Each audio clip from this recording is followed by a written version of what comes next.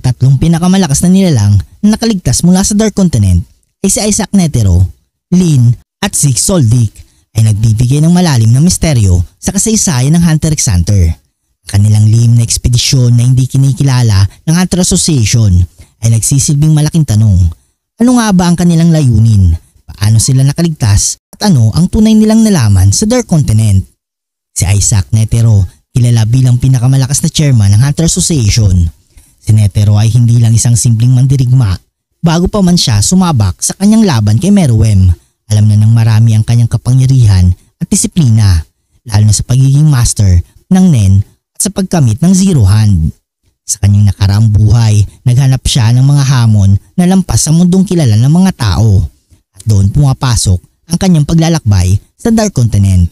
Maari ang dahilan ng kanyang ekspedisyon ay ang upang subukan ang sarili laban sa mga nilalang na hindi pa mapapantayan ng sinuman. Gayunpaman, ang natutunan ni Netero sa paglalakbay na ito ay tila nagpabago sa kanyang pananaw sa buhay. Naghandog siya ng lahat sa kanyang laban kay Meruem dahil alam niyang may mga mas malalaking banta pa kaysa sa Chimeran King. Si Lin naman ay isa sa mga hindi gaanong kilalang karakter, ngunit ayon sa mga nakalap na impormasyon, si Lin ay kabilang sa mga tagapagtanggol ng kasaysayan ng Dark Continent. Kung babalikan ang kanyang papel sa ekspedisyon na ito, maaring siya ang naging historian at researcher ng grupo. Sinisigurado na lahat ng impormasyon tungkol sa mga misteryosong nilalang at lugar sa Dark Continent ay naitala. Ang kanyang pagiging bahagi ng ekspedisyon ay nagpapatunay na hindi lang pisikal na lakas ang dala ng grupo, kundi pati na rin ang kaalaman at diskarteng intelektual.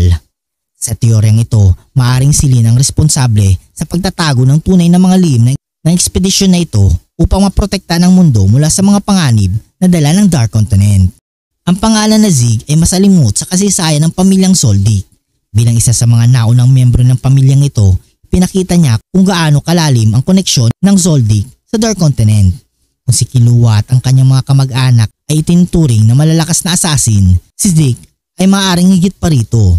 Ang kanyang pagpunta sa Dark Continent ay nagpapakita ng hindi lang siya isang eksperto sa assassination, kundi mayroong malalim na kaalaman sa mga lihim na hindi pa natutuklasan ng iba.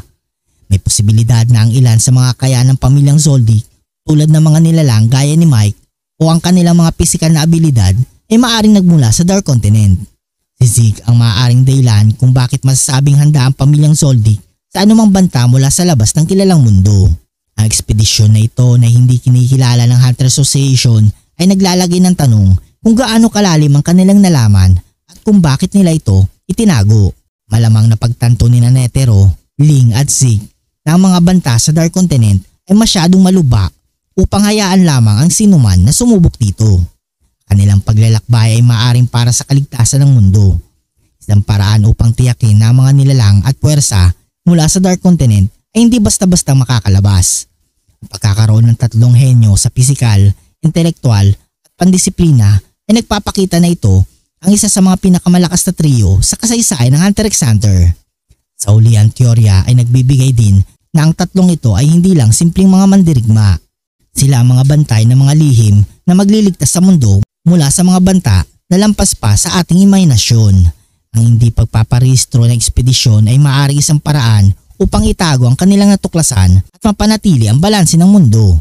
Isang balanse na maaring masira kung ang mga nilalang mula sa Dark Continent ay muling makalabas. Kung nagustuhan mo ang video ito, huwag niyong kalimutang mag-like at subscribe and hit notification bell button para updated kayo palagi sa ating video. Maraming salamat.